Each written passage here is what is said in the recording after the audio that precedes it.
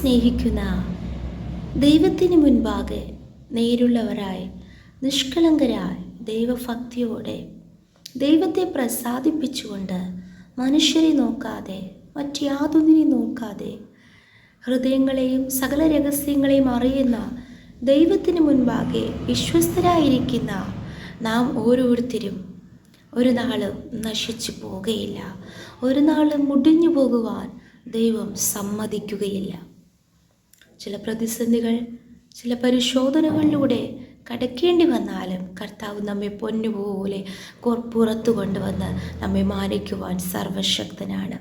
എന്നെ ശ്രവിക്കുന്ന എല്ലാ പ്രിയ ദൈവമക്കൾക്കും യേശു ക്രിസ്തുവിൻ്റെ നിസ്തുല്യ നാമത്തിലുള്ള എൻ്റെ സ്നേഹവന്ദനങ്ങൾ.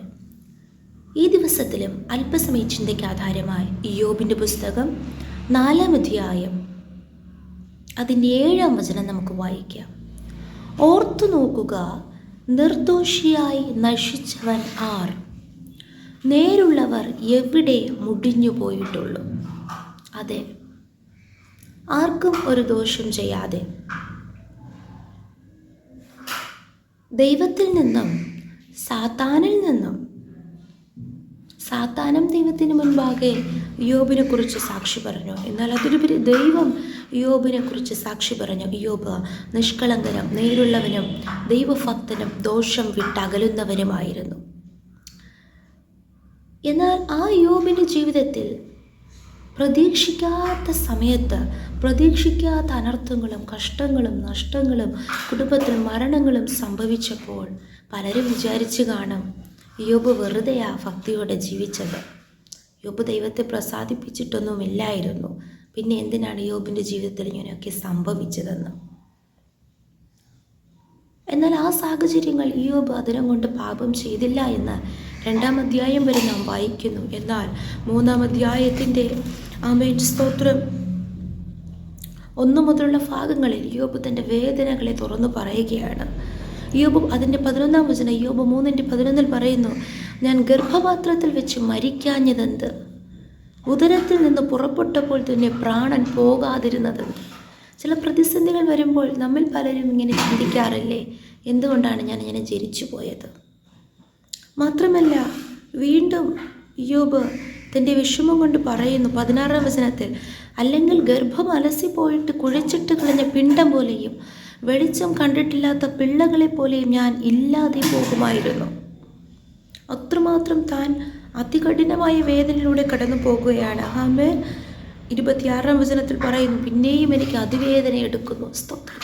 ഇങ്ങനെയൊക്കെ പറയുമ്പോഴാണ് തൻ്റെ കൂട്ടുകാരനായ സ്നേഹിതനായ തേമാന്യനായ എലീഫസ് ഇയ്യോബിനെ പറഞ്ഞുറപ്പിക്കുന്നതാണ് നാം വായിച്ചു കേട്ടത്. അതെ, ഓർത്തു നോക്കുക, നിർദോഷിയായി നശിച്ചവനാർ? നേരുള്ളവർ എവിടെ മുടിഞ്ഞു പോയിട്ടുള്ളൂ? അതിനു മുൻപേ ഇയ്യോബിനോട് പറയുന്നു 3, 4, 5 വചനങ്ങളിൽ, നീ പലരെയും ഉപദേശിച്ചു, തളർന്ന കൈകളെ ശക്തീകരിച്ചിരിക്കുന്നു, വീഴുന്നവനെ നിന്റെ വാക്ക് താങ്ങി, കുഴയുന്ന മുഴങ്കാൽ നീ ഉറപ്പിച്ചിരിക്കുന്നു. ഇപ്പോൾ നിനക്കത് ഭവിച്ചിട്ട് നീ വിഷാദിക്കുന്നു, നിനക്കത് തട്ടിയിട്ട് നീ ഭ്രമിച്ചു പോകുന്നു. ആമേൻ. പ്രീതി മക്കളെ, നാം പലരും ആശ്വസിപ്പിച്ചവരെയല്ല, നാം പലരെയും ആശ്വസിപ്പിച്ചവരാണ്, പലരെയും ധൈര്യപ്പെടുത്തിയവരാണ്. അതെ, ചിലപ്പോൾ നമ്മുടെ ജീവിതത്തിൽ ചില പ്രതിസന്ധികൾ വരുമ്പോൾ നാം പെട്ടെന്ന് ക്ഷീണിച്ചു പോകാറുണ്ട്, തളർന്നു പോകാറുണ്ട്. എന്നാൽ നാം ഒന്ന് ഓർത്തു നോക്കണം, ആമേ, നിർദോഷിയായി നശിച്ചവനാരുമില്ല. ആമേ, ഹല്ലേലൂയ. ആമേ, നേരുള്ളവർ മുടിഞ്ഞു പോയിട്ടില്ല. സ്തോത്രം. ഇയ്യോബ് തൻ്റെ വേദനയിൽ അങ്ങനെ പറഞ്ഞു. എന്നാൽ ഹല്ലേലൂയ, യോബിനെ ദൈവത്തിന് നന്നായിട്ട് അറിയാമായിരുന്നു. സ്തോത്രം. യോബിനറിയാം, യോബ് തൻ്റെ അതികഠിനമായ പ്രയാസത്തിലാണ് അത്രയും പറഞ്ഞു പോയത്. എന്നാൽ യോബിൻ്റെ സ്ഥിതികൾക്ക് അവസ്ഥകൾക്ക് ദൈവം ഭേദം വരുത്തി. ആമേൻ. സ്തോത്രം. യോബ് ആമേൻ എങ്ങനെയാണോ തൻ്റെ ജന്മദിനത്തെ ശപിച്ചത്, താൻ ജനിച്ച ദിവസത്തെക്കുറിച്ച് ഇങ്ങനെയൊക്കെ പറഞ്ഞത്, ഞാൻ മരിക്കാത്തത് എന്തെന്നൊക്കെ ചോദിച്ചില്ലേ? എന്നാൽ യോബിൻ്റെ പുസ്തകം 42-ാം അധ്യായം അതിൻ്റെ അവസാന ഭാഗങ്ങൾ നമുക്ക് എല്ലാവർക്കും അറിയാം. നഷ്ടപ്പെട്ടതൊക്കെയും യോബിന് മടക്കി കൊടുത്തു. മാത്രമല്ല പിന്നെയും യോബിന് 7 പുത്രന്മാരെയും 3 പുത്രിമാരും ഉണ്ടായി. അവരുടെ 16-ാം വചനത്തിൽ 17-ാം വചനത്തിൽ നിന്ന് വായിക്കുന്നു, അവരുടെ മക്കളുടെ മക്കളെയും 4 തലമുറയോളം കണ്ടു.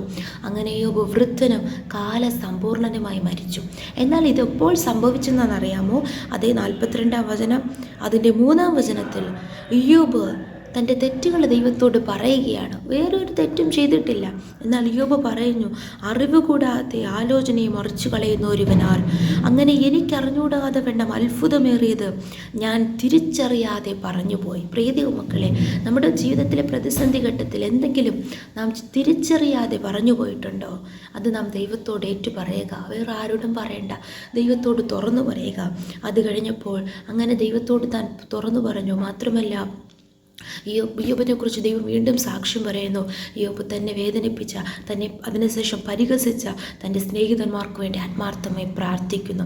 പ്രിയ ദൈവമക്കളെ, ഈ നാളുകൾ ദൈവത്തോട് നമ്മുടെ അവസ്ഥകളെ, നാം പറഞ്ഞുപോയ കാര്യങ്ങളെ, നമ്മുടെ അവിവേകത്താൽ നാം ചിന്തിച്ച് പറഞ്ഞു പോയതൊക്കെ നാം ഏറ്റുപറഞ്ഞ് ദൈവത്തോട് നിരപ്പ് പ്രാപിക്കുക. അതുപോലെ ആരോടും കയ്പില്ലാതെ എല്ലാവരോടും സ്തോത്രം സ്തോത്രം എല്ലാവർക്കും വേണ്ടി പ്രാർത്ഥിക്കുവാനും അവരോട് സഹതാപം കാണിക്കാനുള്ള മനസ്സ് നമുക്കുണ്ടാകട്ടെ. നിശ്ചയമായി കർത്താവ് നമ്മെ അനുഗ്രഹിക്കുക തന്നെ ചെയ്യും. നേരോടെ നടക്കുന്ന നാം നശിച്ചു പോകത്തില്ല. നിർദോഷിയായി ജീവിച്ച നമുക്ക് നാശം വരികയില്ല. ഹല്ലേലൂയ. കർത്താവ് നമ്മോട് കൂടെയുണ്ട്. നമുക്കൊരുമിച്ച് പ്രാർത്ഥിക്കാം. നല്ല ദൈവമേ, സ്വർഗ്ഗസ്ഥ പിതാവേ, അനുഗ്രഹിക്കപ്പെട്ട പ്രഭാതത്തിലും അനുഗ്രഹിക്കപ്പെട്ട നല്ല ദിവസത്തിലും അങ്ങ് ഞങ്ങൾക്ക് നൽകിയ നല്ല ആലോചനയ്ക്ക് സ്തോത്രം. വചനപ്രകാരം ഞങ്ങളെ പൂർണ്ണമായി താഴ്ത്തി സമർപ്പിക്കുന്നു. മറന്നുപോകാതെ ഈ കാര്യങ്ങളെ ഓർത്തുകൊണ്ട് എൻ്റെ ദൈവം ഞങ്ങളോട് കൂടെയുണ്ട്. ഒരു നാളും നശിച്ചു പോകത്തില്ല. നാളിൽ വീണ്ടും നിർദോഷരായി, ദോഷമില്ലാത്തവരായി, നേരുള്ളവരായി ജീവിപ്പാൻ സഹായിക്കണമേ. കർത്താവ് നഷ്ടപ്പെട്ടതൊക്കെ ഇരട്ടിയായി തിരികെ നൽകി ഞങ്ങളെ മാനിക്കുന്ന കൃപകൾക്കായി സ്തോത്രം. പ്രാർത്ഥന കേട്ടതിനാൽ സ്തോത്രം. യേശുവിൻ്റെ അധികാരമുള്ള നാമത്തിൽ പ്രാർത്ഥന കേൾക്കണം സ്വർഗ്ഗസ്ഥ നല്ല പിതാവേ. ആമേൻ, ആമേൻ, ആമേൻ, ആമേൻ. May God bless you all.